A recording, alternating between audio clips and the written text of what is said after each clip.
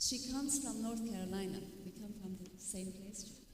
We have so many people from North Carolina. We were first in nursing.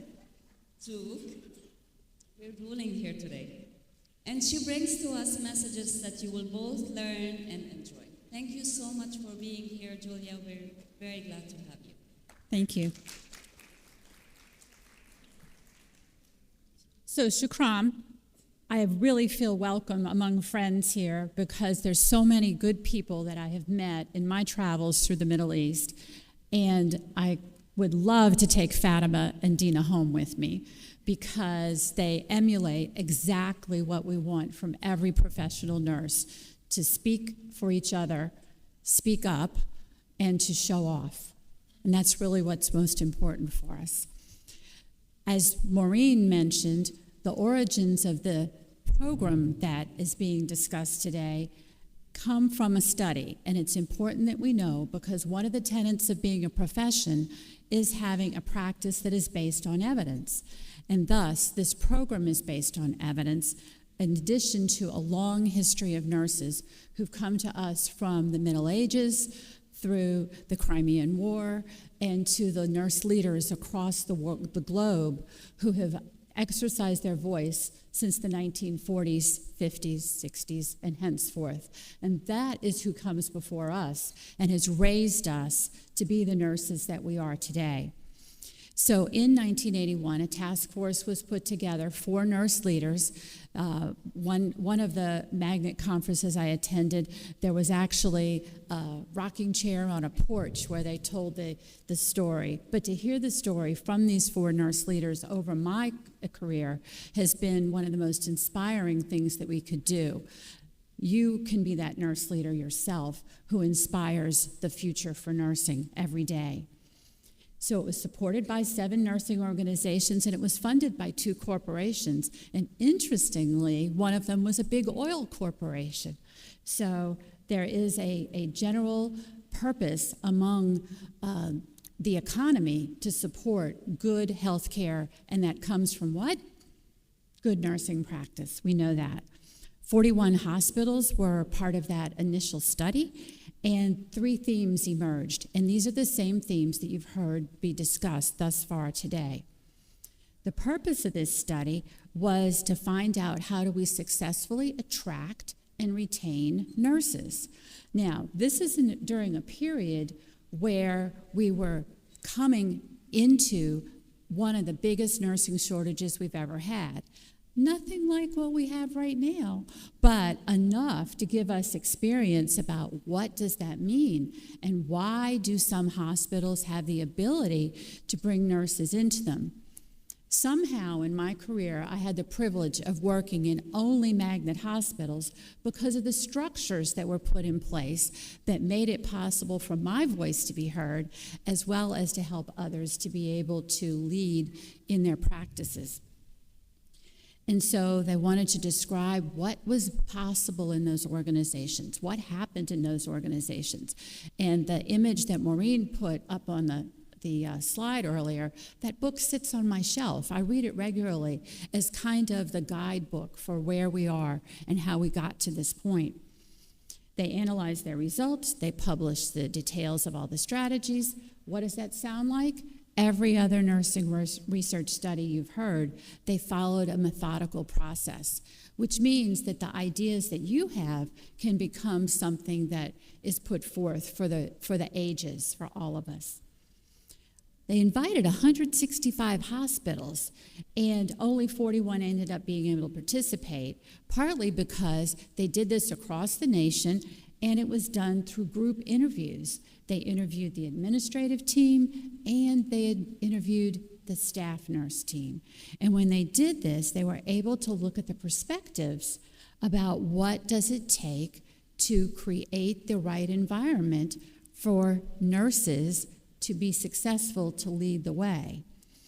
While we heard the fabulous story about how the Al Musa Hospital came to be and how important it is, you saw the images of why do we do this? Another tenet of being a profession is that we have a unique relationship with our client. And I love the image of the patient's hand and the nurse's hand, and we don't know where one ends and the other begins. And so that's what makes this extremely powerful for us. So in doing this, focused on the themes of administration, because it does take visible leadership, it does take transparency, it does take listening by that team, but also it takes a professional practice. So another tenet of being a profession, shared governance. You've already heard that today. And then we have to have professional development. There's something that I learned a long time ago, that I'll never know anything about everything or everything about anything. And every day I need to learn from those around me. So I continue to have a full-time faculty appointment in addition to my day job, which is having the privilege of improving nursing practice for the people that I serve in my organization and making sure that all the doors are open for them to be able to achieve whatever they want to achieve. So you put that together, and there we get to the fourth tenet of a profession, and that's autonomy. And yes, there will be a test later. So there were 4 tenets I mentioned, and I hope everybody's got them jotted down. So as we look at the original study, it's really important to understand that they had some very important findings, and I flipped a slide too quickly with my thumb, excuse me. Okay. So the findings were that management style made all the difference. Now, business industry has been studying for quite some time what is it that keeps people, and it's good leaders, good people, good leaders. They have to go hand in hand in order for us to be successful.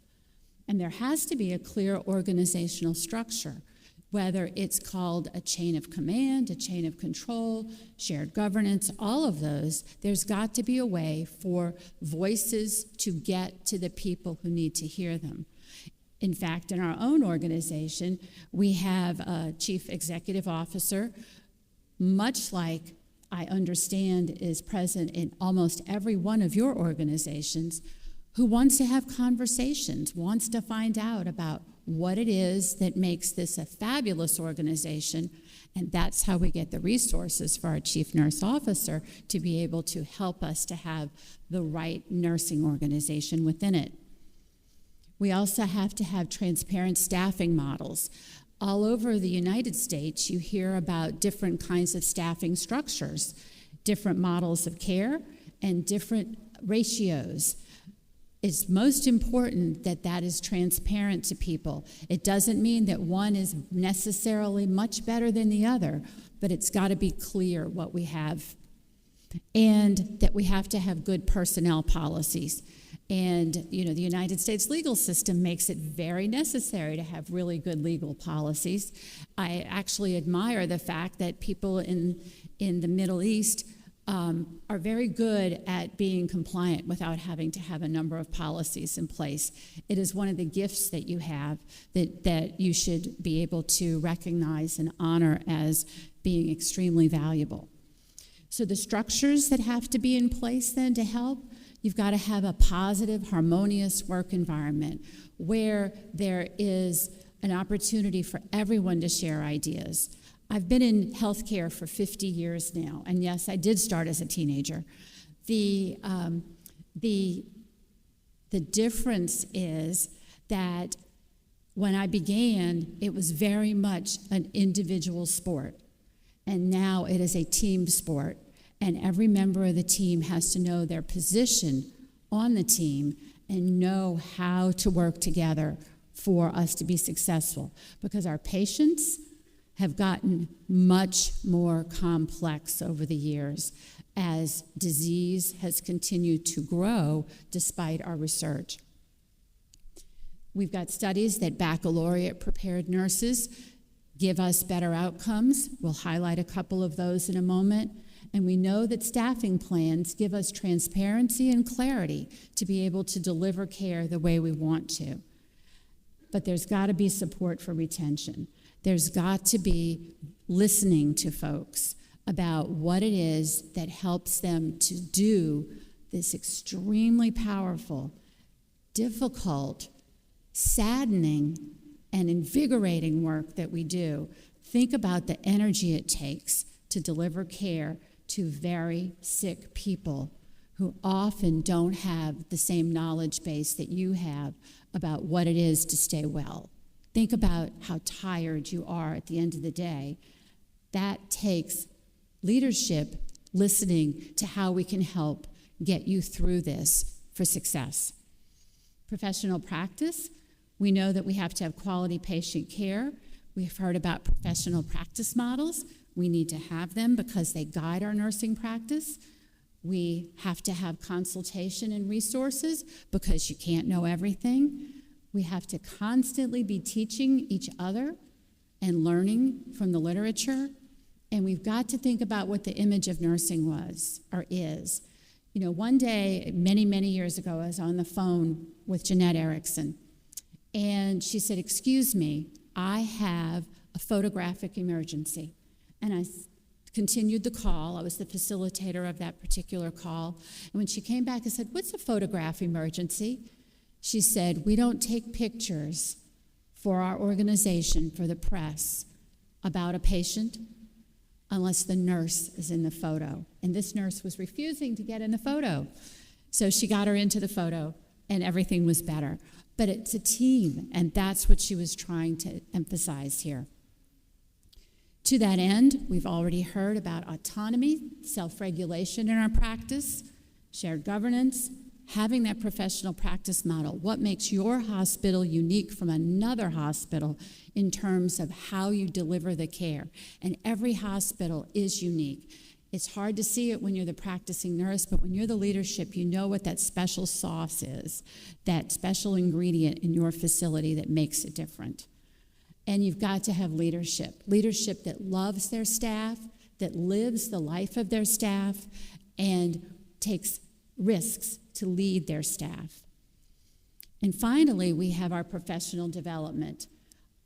I am 64 years old. I need people to be willing to do this work, to take care of me, because if I listen to my father, I will live to be 100.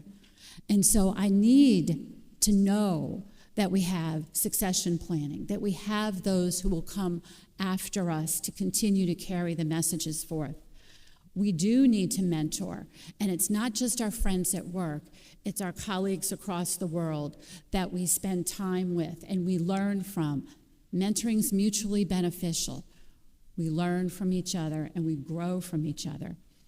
We must have evidence-based practice, as we've already heard this morning, because without the evidence, we don't have all the justification, nor do we have the rewards, and the rewards come with the research. So we have a lot to do, and you would think by this point in our careers, we would know everything there is to know, and every day there's a new discovery. Someone in here will find the cure for falls, and I promise you there will be one.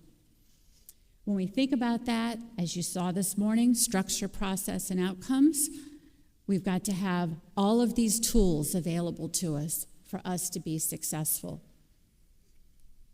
So to that end, there are outcomes of being professional and being a member of a profession.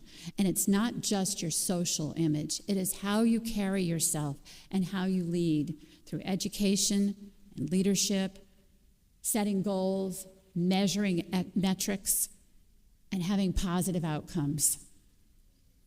So the references here are here to show you initial studies that have continued over the decades.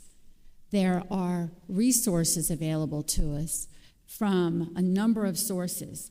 And as you can see, I've got listed the original study, I've got the Magnet Revisited book, but I've got an example of studies on the value of shared governance, on the value of education, the value of staffing, and there are hundreds of studies that show it. The studies need to come from this region of the world to make the same emphasis that have come from other regions of the world to demonstrate our successes. Now, it's really interesting that, we're all putting quotes in there, But I think it is important to know that pleasure in the job will put perfection into the work, and that comes to us from thousands of years of thinking about what it takes to exist in our society. So, our focus on professionalism is what's most important. The rest will come. Nursing excellence is that result. So thank you very much. Appreciate the privilege of being with you.